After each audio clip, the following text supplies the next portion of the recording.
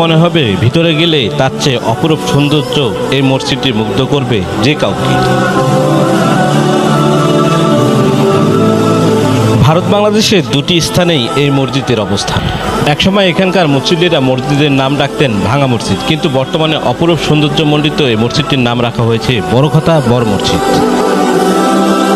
আবার অনেকেই ভারতের মসজিদ বলেও ডাকেন। এর অবস্থান লালমনিরহাটের হাতীবান্ধা উপজেলার বড়খতা ইউনিয়নের দোলাপাড়া ভারতীয় সীমান্তে।